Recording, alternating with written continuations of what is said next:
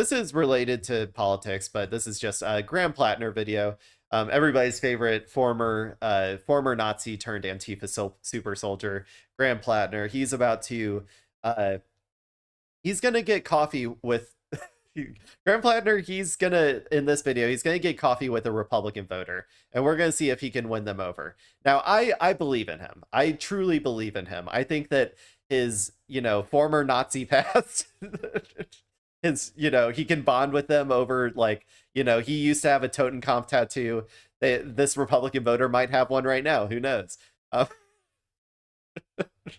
Anyway, we're gonna see how if Graham Platner is capable of winning over Republican voters. So I'm going to start this video while I go use the bathroom, and you guys can enjoy our Antifa super soldier himself. Today, I'm actually going to be sitting down with one of our volunteers' mothers, who's a registered Republican and not planning to vote for me. He's a Democrat.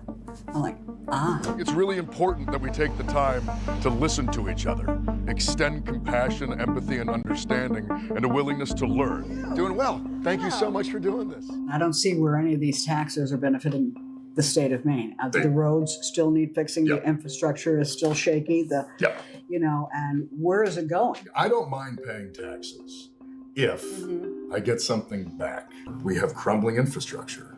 We have a collapsing healthcare system, especially in rural areas, where if you're lucky enough to even be able to afford it, I mean, the hospitals are, in Eastern Maine, the hospitals are closing. My sister lives in Waterville, and they've been taking her out of the hospitals, and it got to the point where the EMTs come from the fire department to do her blood work. Of course.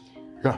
Which is insane. Yeah. At the federal level, we do not put our federal resources, our tax dollars, into helping working Americans. We put them into the pockets of corporate interests. The United States has more money, more resources, more capacity to provide for people than we've ever had before. I mean, and it's not happening. So right off the bat, I see, a good strat here. The way he's sitting, this is a great way to distinguish yourself from other Democrats, because I'm pretty sure that I have never seen a single other Democrat sit like this. This is the most Republican coded seating way to sit down in a chair that I have ever seen. He is manspreading, is that what it's called? To the max. Do you think this is his strat? Do you think that was his strat when he decided to sit like that? Maybe. It's not happening. Now, the other thing that question 2, why do elected officials set their own salaries? That's a good question. About was, you have workers that work for you? Yeah. Okay. Yeah. Do they tell you what their raise is going to be? Do they tell? No, they don't. They don't. Do you decide that? I do. Because you employ them. That's right. So why are the small business tyrant people? Get her. All my socialists in the comments, go get her. Maybe if you organized your workplace in the form of a co-op, then workers would get a say in their raise. That's not to say that every employee should just determine their salary, but that is to say that you guys, your company could have a vote on what departments are getting what raises, or which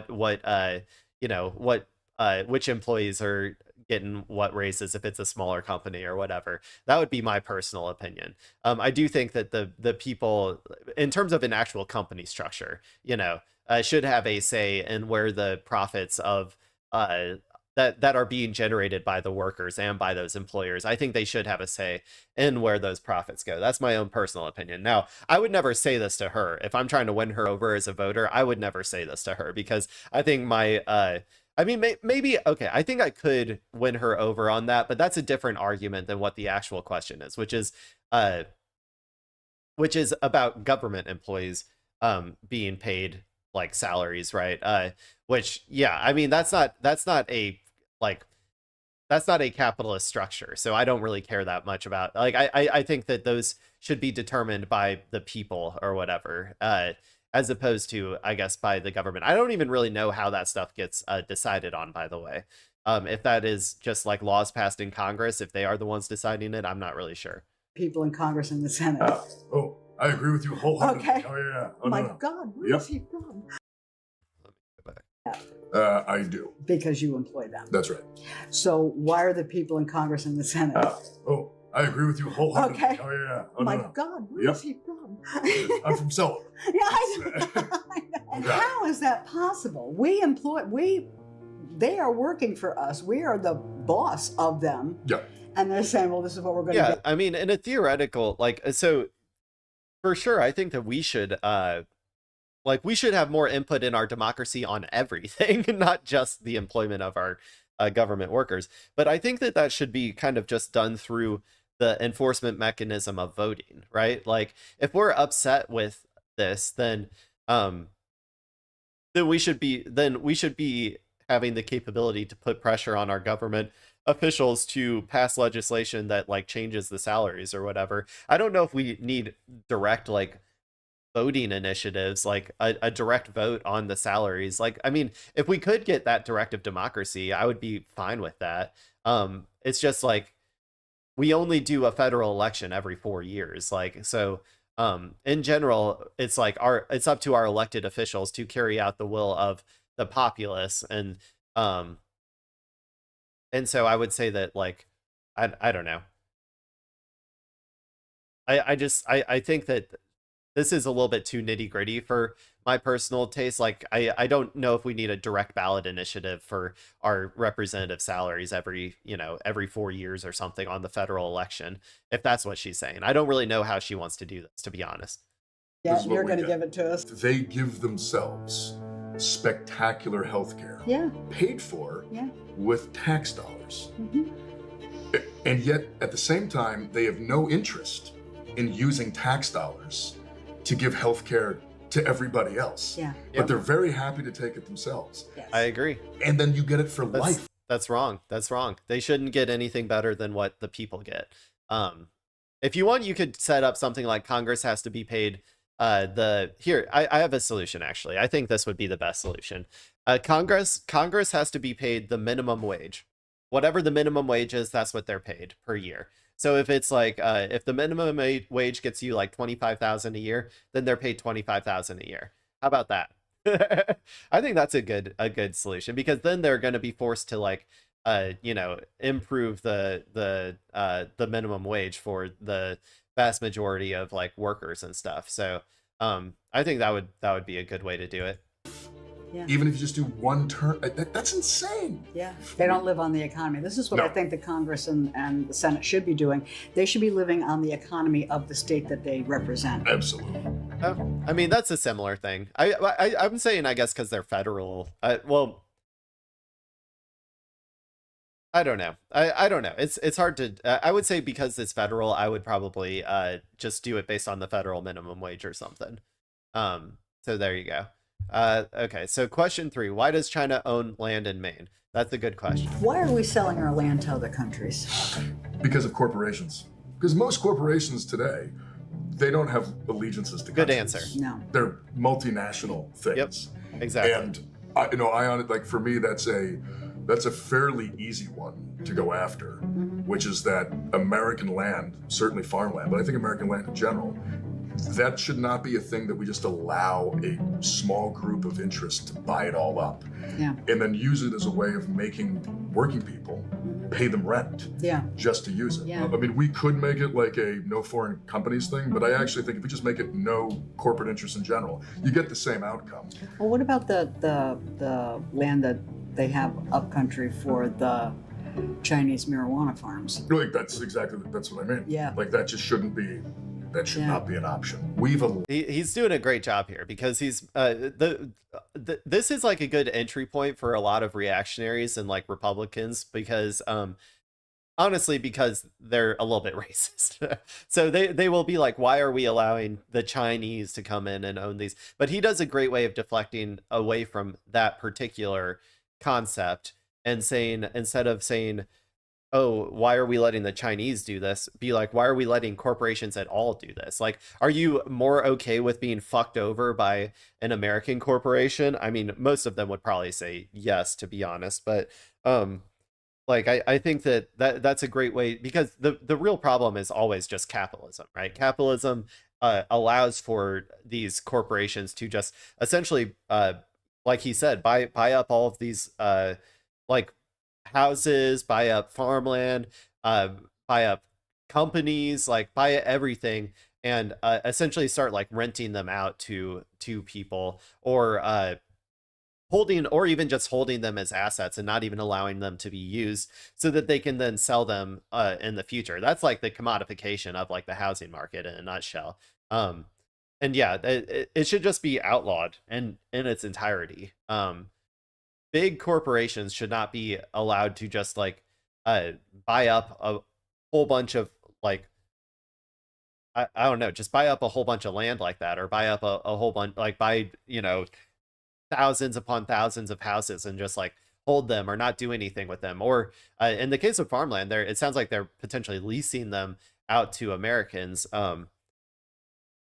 So yeah, I mean, I'm not a big fan of that structure either. My opinion on like renting and stuff is also I'm not a big fan, but yeah, that's a good answer. Loud corporate interests. We make them more important than any other interests. And whether it's a company owned in China, or frankly, if it's a company owned by somebody in San Francisco, I actually don't care. Like, they don't have an interest in the place. In Maine. Yeah. All they have an interest in is extracting money. Question 4, why don't investigations lead to accountability?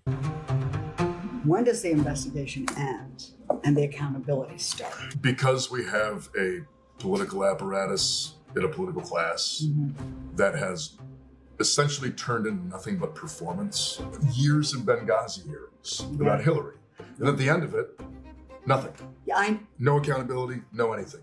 Years of investigations around Trump I stuff. haven't forgiven her for that. I mean, I don't blame her, but like, Ever.